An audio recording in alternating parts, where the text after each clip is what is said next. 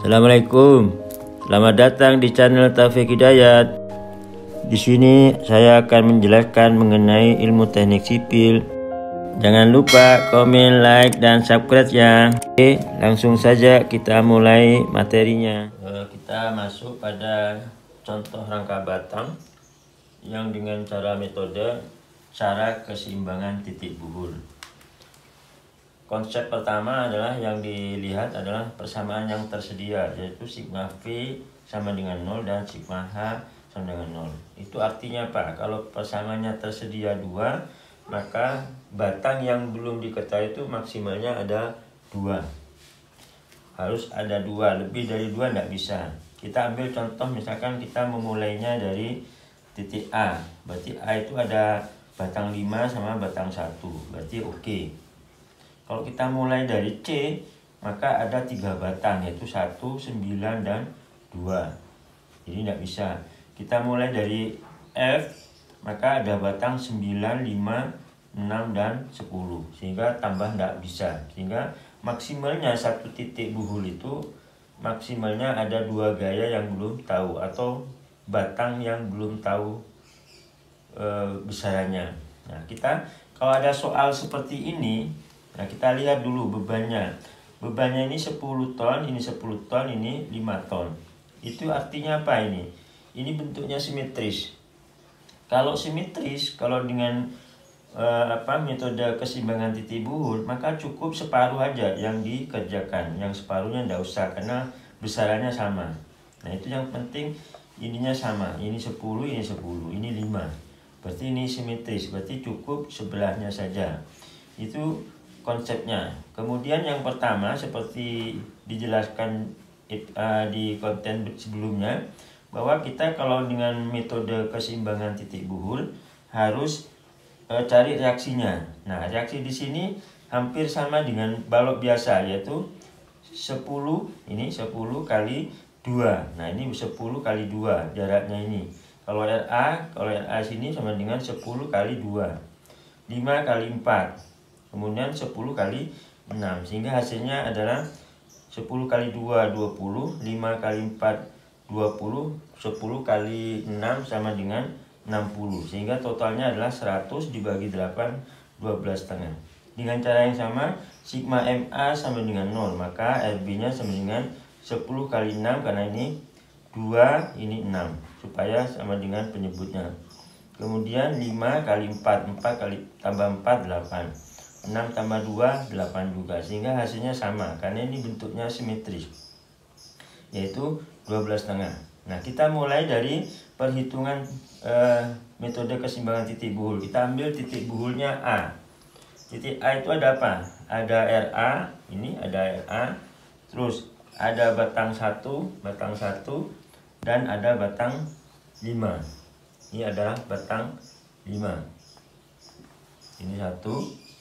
Nah, sehingga di sini diurai ini, yang batang 5 diurai menjadi yang ke sumbu X menjadi S5 cos alpha, yang di sumbu Y S5 sin alpha. Jadi ininya, kalau yang S1 tidak perlu diurai karena sudah sejajar sumbu horizontal. Sehingga ini ada RA-nya, sehingga kalau kita mencari sigma V, nah ini sigma V sama dengan 0, maka S5, nah ini pemisahan pertama, batang yang belum diketahui itu selalu meninggalkan titik buhul. Nah, selalu meninggalkan titik buhul. Hingga diasumsi ini ke atas ini, yang S1 nya ke sana. Hingga ini asumsi awalnya seperti ini. Nanti kalau hasilnya negatif, berarti asumsi pengambilan asumsinya berubah. Tidak seperti ini, berarti dia menuju. Kalau menuju berarti negatif. Oke. Nah, ini sigma V sama dengan 0, sehingga sigma V nya dengan 0, karena ini ke atas semua kita asumsi positif semua, berarti S5 S sin alpha ditambah 12,5 RA ini sama dengan 0, sehingga S5 nya itu sama dengan ini pindah ke ruas kanan jadi negatif, sehingga hasilnya di sini menjadi tekan. Ini S5 nya ternyata tekan, sehingga nah ini 12,5 dibagi sin alpha. Sin alfanya berapa? 3/5, sehingga kalau dikalikan sama dengan 62,5 dibagi 3. Hasilnya adalah tekan. Nah, di sini, nah tekan tadi itu bukan arahnya ke sini arahnya. Kita berubah, ini S5-nya berubah sehingga ini ke sini. Nah, berubah. Kalau tidak berubah berarti harga negatif ini dimasukkan ke sini. Jadi jangan ini, jadi nilai negatifnya dimasukkan ke sini sehingga hasilnya akan sama juga, sehingga S1-nya itu tertarik. Hasilnya positif. 62,5 dibagi 3 kali 4/5 sehingga hasilnya 16,667 tarik positif. Sehingga kalau tarik ke sana. Jadi kalau di sini kalau tarik itu kalau positif berarti meninggalkan titik A, berarti ke sana. Kalau yang ini tadi itu yang batang 5 itu adalah negatif, berarti menuju titik A. Ya, ini menuju titik A. Kalau melihat dari misalkan di titik buhul E, maka yang 5 ini karena dia menuju berarti harus menuju ke titik buhul. Jadi jangan sampai dirubah. Jadi kalau misalkan di sini S5 itu menuju ke sini, maka kalau ditinjau di sini adalah menuju ke F, titik koordinat titik buhul F. Nah, kemudian setelah dapat S1 dapat, S5-nya dapat, kita pindah ke titik buhul. Nah, ini pemilihan kita pilih apakah titik buhul C, apakah titik buhul F. Kita lihat C. Ini ada batang 1, batang 9, dan batang 2. Nah, batang 1 ini sudah didapat dari perhitungan sebelumnya. Hingga tinggal 2, batang S2 dan batang 9. Berarti ini yang memenuhi. Karena ada 2 batang yang belum diketahui. Kita masukkan ini. Nah, ternyata di sini sigma P sama dengan 0. Karena ini tidak ada gaya. Nah, ini S9-nya jadi 0. Jadi ini gaya batangnya adalah 0. Nah, ini walaupun 0 bukan berarti ini harus dihilangkan, tidak boleh. Karena untuk bisa stabil seperti yang konten sebelumnya, bahwa jumlah batang itu sama dengan 2 kali titik buhul dikurangi 3, sehingga harus memenuhi keseimbangannya. Sehingga ini S9-nya 0. Otomatis berarti kalau S1 ini sudah tahu, dia tariknya kan meninggalkan titik buhul yang kita tinjau. Jadi ke sana, ke kiri. Sehingga supaya seimbang berarti S2-nya ke kanan. Sehingga S1 sama dengan S2. S1-nya berapa? Ini 16,667. Ini tarik juga. Nah, jadi hasilnya ini adalah sama. Jadi S1 sama dengan S2. Sehingga kita mau pindah ke tempat di buhul lagi. Kita coba ke titik buhul F. Nah, F ada, 9 ada sama dengan 0. S5 sudah. Berarti yang belum apa? S6 dan S10. Sehingga oke, karena 2 ini. Karena 2 batang ini harus memenuhi 2 persamaan yang disediakan. Nah, waktu metode keseimbangan titik buhul, kita tidak boleh menggunakan sigma M.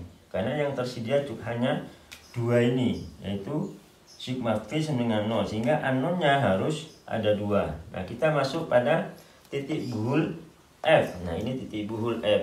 Nah, kalau digambar seperti ini, nah kalau dipandang dari sini S1, S5 ini menuju, jadi menuju ini, menuju titik buhul karena dia tarik. Nah, kemudian S10 belum, S9 ini sama dengan 0.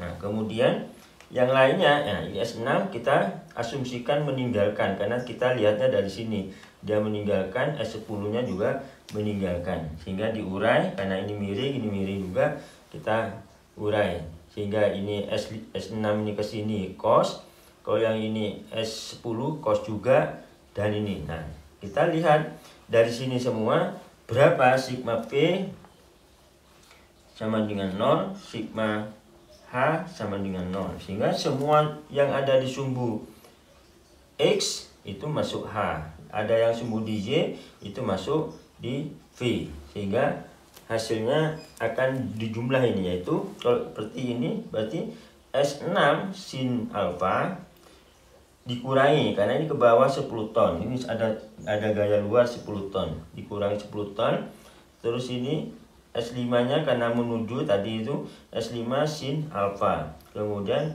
dikurangi S10. Nah, terserah ini. Kalau yang ke atas ditandai positif boleh, yang ke bawah ditandai positif juga boleh, terserah.